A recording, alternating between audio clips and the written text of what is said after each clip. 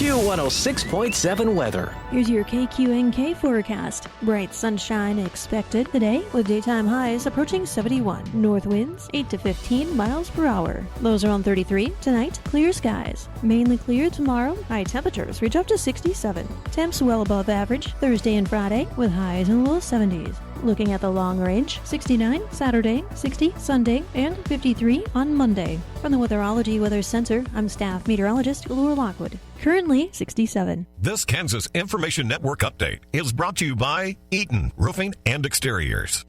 Hi, I'm Felicia Rolfe. Here are today's headlines from 12 News. A bill aimed at reopening the government on its way to the House. The Senate voted last night to pass a bill funding the government through January 30th. Senators Jerry Moran and Roger Marshall voted yes. A Rose Hill woman will spend nearly 18 years in prison for the death of her adopted daughter. A Butler County judge handed down that sentence yesterday to Christina Schroer. She pleaded no contest to second-degree murder in the death of her adopted daughter. The U.S. Geological Survey reports a small earthquake in Ellsworth County. It happened just before 6 p.m. last night, northeast of Wilson. So far, we haven't heard reports of damage. It's the sixth small earthquake in that area within the last 2 weeks. And Wichita, Felicia Rolfe, 12 News. You're listening to the Kansas Information Network. Celebrate this 2026 holiday season by launching your family and friends out of this world at Blastoff Bay Indoor Water Park, connected to the Hampton Inn in Goddard, Kansas, where it's always 84 degrees and the thrills never end. Our biggest Black Friday sales are landing soon, perfect for gifts or to make a splash all winter long. Grab epic discounts on spring break passes, winter break tickets, and more. Visit blastoffbay.com before they're gone. Are you prepared for an emergency or disaster? Because it's not a matter of if, but when. Don't find yourself saying, when the storm rolls in, my time to find a pet-friendly evacuation center will have run out. The scorching heat wave will leave me powerless to cool my insulin. I'll face a hurricane without meds. Now that's a tough pill to swallow. Let's prepare so we all have a better story to tell. Get started at ready.gov/older adults. Brought to you by FEMA and the Ad Council. I'm Joanna with your KQNK News, brought to you by the Norton County Hospital, providing the best care right here at home. Kansas Senator Jerry Moran says the Senate has taken a major step towards reopening the federal government and bringing new investments home to Kansas. After weeks of gridlock, lawmakers approved an appropriations package that includes funding for defense, agriculture, and veterans programs, along with the short-term spending bill to keep the entire government running through January 30th, 2026. The measure now heads to the U.S. House for approval. For Kansas, the bill includes millions in new federal support for military bases and community projects. At Fort Riley, the package funds a new $26 million air traffic control tower, a $5.5 million upgrade to the intermodal rail yard security system, and $2.6 million to improve the base's staging area, all designed to help the 1st Infantry Division deploy more efficiently. Fort Leavenworth will receive $8 million to build a new fire station and another $900,000 to update an aging facility that's been used well past its intended lifespan. Beyond the state's military installations, the bill provides $4.2 million for long-term water management in the Rattlesnake Creek watershed, aimed at supporting sustainable agriculture, and $1.8 million to strengthen the new nursing program at Barclay College. The legislation also restores funding for essential federal programs under the Departments of Veterans Affairs and Agriculture, including food assistance programs like SNAP and WIC. Senator Moran says the agreement is a step toward stability, but cautions that more work remains. Congress still needs to pass the remaining spending bills before the end of January to avoid another shutdown. As the federal government shutdown continues, millions of Americans are caught in the middle of a legal and political tug-of-war over food assistance. The U.S. Supreme Court and Congress are now at the center of the fight over whether full payment should resume for the SNAP program, which helps about 1 in 8 Americans buy groceries. The Trump administration stopped funding the program after October because of the shutdown, saying the money might be needed elsewhere. That decision triggered lawsuits and a series of conflicting court rulings that have left families across the country in very different situations. In some states, including Hawaii and New Jersey, SNAP recipients have received their full monthly benefits. In others, such as Nebraska and West Virginia, payments have been delayed or halted altogether. A few states have provided partial benefits while waiting for a final decision. Federal judges have issued competing orders over whether the administration must continue partial payments or restore full funding. An appeals court ruled this week that full benefits should resume, but that the order is on hold while the Supreme Court considers the administration's appeal. A decision could come as soon as Tuesday. Meanwhile, the Senate has approved a bipartisan deal to reopen the federal government, which would include restoring funding for SNAP. The measure now goes to the House, where lawmakers have been called back to Washington to debate the plan. It's unclear whether President Trump will sign it if it reaches his desk, though he's indicated that an end to the shutdown could be near. For now, the uncertainty means families who depend on SNAP remain in limbo. Some are scraping by on partial benefits or what's left in their pantries, waiting for relief that depends on both Congress and the courts. I'll be back with more news after this. Join our stellar team at Norton County Hospital. Looking for a workplace where compassion meets career growth? Look no further. If you're ready to embark on a fulfilling journey surrounded by supportive colleagues and opportunities for personal and professional development, we want you to be part of our family.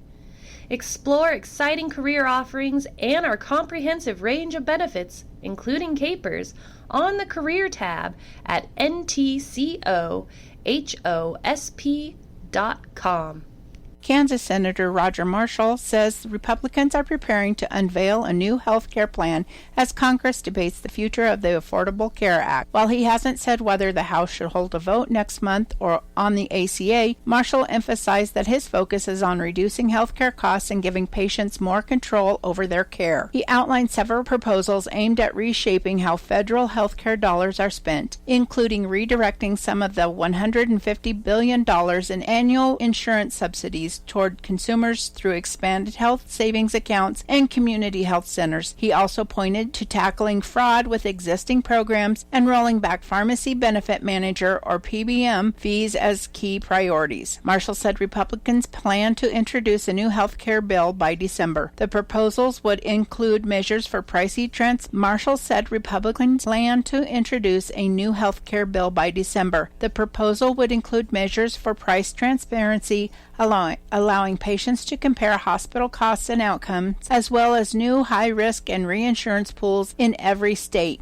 He said the plan would also address support for people with pre-existing conditions and those whose premiums have increased under the current system. The Kansas senator, who has worked closely with House Speaker Mike Johnson on earlier versions of a health care proposal, confirmed he will vote against extending current ACA subsidies. Still, he says he hopes the plan can become part of a broader bipartisan talk before the next government funding deadline in January.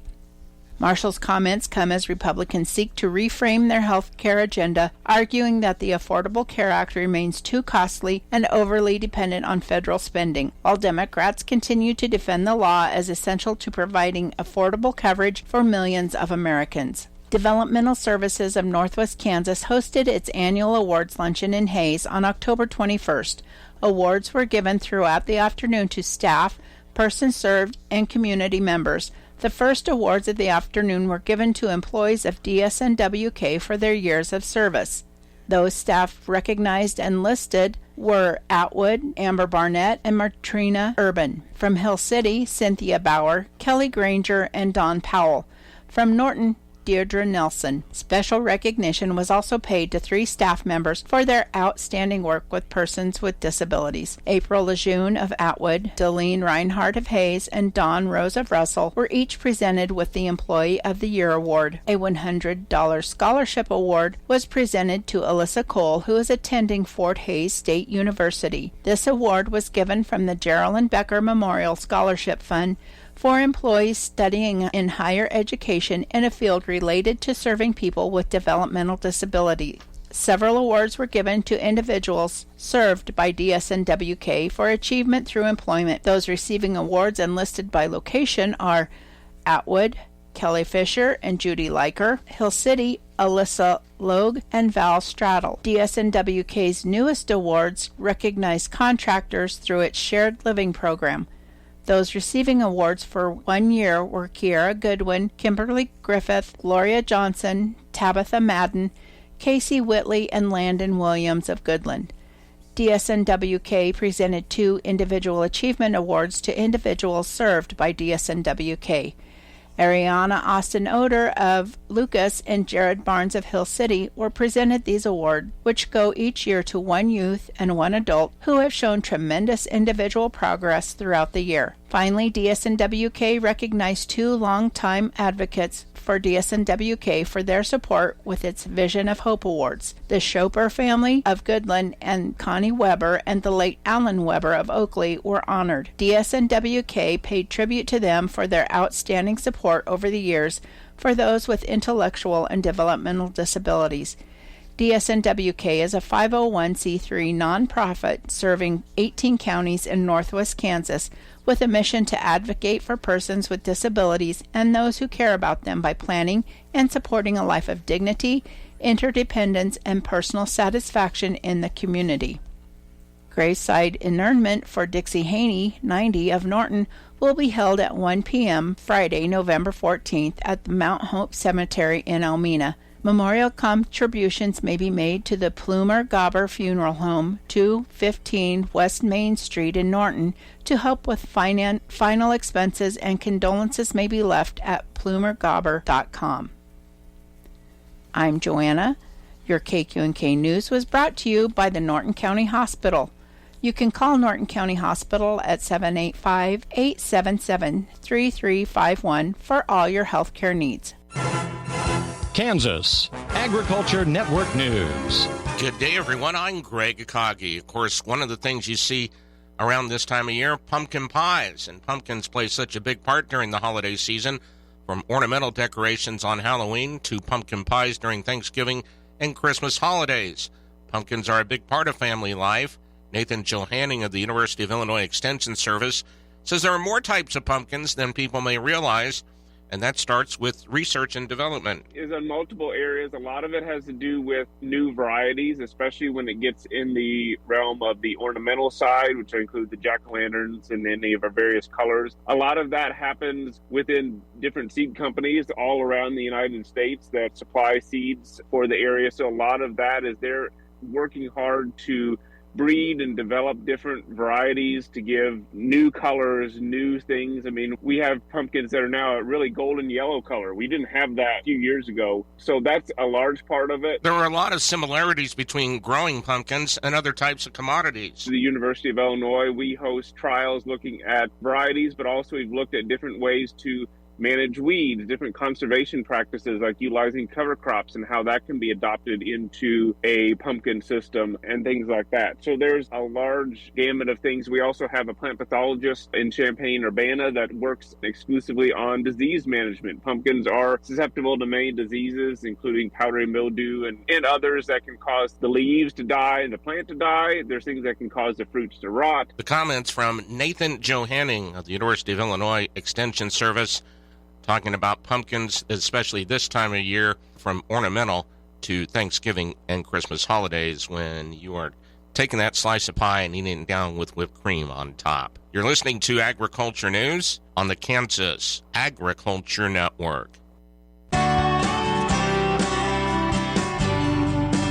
voice of agriculture, Kansas Farm Bureau. U.S. farmers and ranchers recently received some long-awaited positive trade news. China has agreed to purchase 12 million metric tons of soybeans before January and at least 25 million metric tons annually for the next 3 years of soybeans. They've also said that they're going to resume purchases of other ag products, but no official announcements have been made. In addition, the United States has removed the Chinese port fees on any Chinese-owned and operated ships, so that should help tensions be relieved. Faith Parham, an economist with Farm Bureau, says there were also smaller deals, including agreements with Malaysia, Cambodia, Thailand, and Vietnam. And that's all good news, but the overall ag economy outlook is still challenging. There's still some uncertainty when we talk about agricultural trade, and that makes it harder for farmers to plan and make decisions. Listen again here for more from the voice of agriculture, Kansas Farm Bureau. Kansas Agriculture Network weather. I'm meteorologist Michael Caro on the Kansas Agriculture Network. As a warm frontal boundary looks to work from west to east across the state of Kansas here for this afternoon, we're back to some above average temperatures, not only for this afternoon, but for much of the remainder of the work week as well, and a fairly dry and sunny forecast expected over the next several days as an upper-level ridge of high pressure dominates our weather pattern. And that upper-level ridge largely keeps that main storm track well off to the north, thus the dry forecast through the end of the work week. By later on this upcoming weekend, though, expecting an upper-level low-pressure system to gradually push northeastward onto the Four Corners region, which could bring some rain chances by later on Sunday into your Sunday night and Monday time frame, with a gradual cooling trend as we head into the start of the new work week. For northwest Kansas for this afternoon, we'll see a good deal of sunshine with high temperatures in the low to mid-70s. Winds becoming breezy out of the north, increasing to 15 to 25. For north central Kansas, becoming mostly sunny with high temperatures reaching up into the lower 70s. Upper winds turning to the north at 5 to 15. Into northeastern Kansas for this afternoon, clearing skies, high temperatures in the lower to middle 60s. With our winds turning to the west and northwest at 5 to 15. Into southeastern Kansas for this afternoon, gradually clearing skies with mid-60s for high temperatures, with our winds out of the south and southwest at 10 to 20. Into south central Kansas for this afternoon, becoming mostly sunny with high temperatures looking to reach up into the upper 60s to lower 70s, with our winds eventually turning more to the north at 5 to 15. And for southwestern Kansas, a good deal of sunshine with mid-70s for high temperatures, winds turning to the north at 10 to 15 miles per hour. This is the Kansas Ag Network. I was in the hospital with my son for 18 months. When he got injured, I wasn't prepared, but I knew I had to be strong. When I was told about John's injury, I was in complete shock. I just remember rushing into his room and giving him a big hug and letting him know I was there. These veterans and families are just a few of the heroes we serve at Homes for Our Troops. For thousands of severely injured veterans, everyday life is filled with barriers. It was really the little things throughout the house. Counters that you can't roll up to. I had to drag my wheelchair down steps. I want to help, but he is so determined. At Homes for Our Troops, we build specially adapted custom homes with features like wheelchair access, roll-in showers, and automatic door openers that allow them to function independently and focus on their recovery and family. This house is freedom. It's hope. It's a new beginning. This house has given me my family back. To learn more, visit hfotusa.org.